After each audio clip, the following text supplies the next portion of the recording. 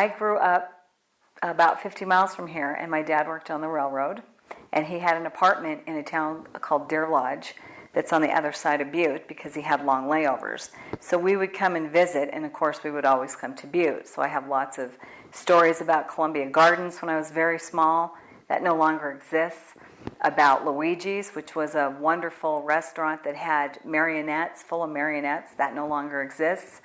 Of course, Berkeley Pitt, Evel Knievel stories, because my dad knew him. And so I moved away from Montana for a very long time and came back last year, got a job in Butte, and noticed some of the things that I remembered were missing.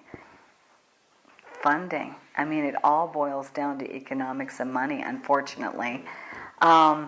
And what condition are the buildings in? How well were they maintained for how long? I think there's about 6,000. That's down quite some from the total that the district started with.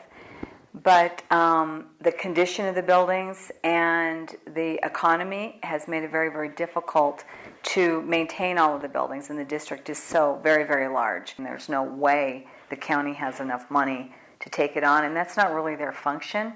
You know, the county government, that's not really their function to do all of that. So there has to be some ways to engage some outside sources and be really creative. And I certainly don't have all the answers for that, but getting a lot of people together to talk about it and to get some really creative ideas out there for how to bring more money into the community for it, and then for everybody to be on the same page to work toward that common goal. Well, toxic in terms of the mine. Well, it is what it is. I mean, I think it's a classic example of what happens when you don't have the EPA.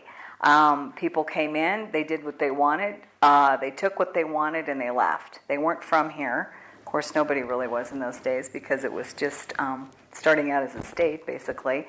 But people came in and took what they wanted and left a huge mess for everybody else to clean up.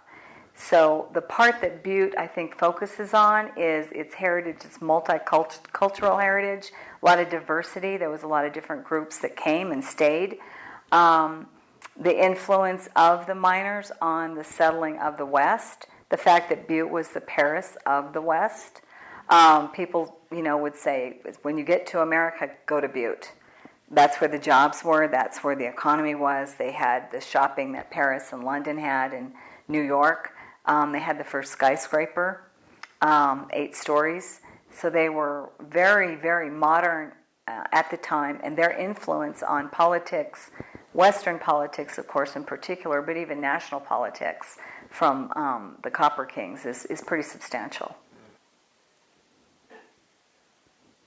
I think the buildings have to be triaged, and the district, and decisions have to be made about where the money can be spent and what's going to be focused on. Butte Silverbow talks about that a lot, and I think that is probably a pretty realistic way to look at it. I just don't see how everything can be saved. There's a thing called developer's package, which is something that's interesting. I don't know if other areas do it, where when a property does come back to the county, they offer it at a much reduced rate to individuals or the public so that people can get into homes, have home ownership. That works quite well for homes, smaller homes. It doesn't work as well for large structures, what would be considered commercial. So looking at revamping that process and maybe getting realtors involved sooner or at all to try and market some of those bigger properties.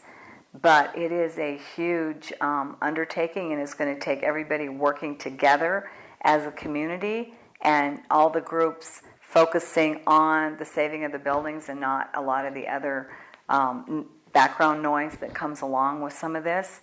So I think the best hope is that people really focus on the long term, on what they're trying to achieve, and have to work together and have to work with the county. That's going to be really important.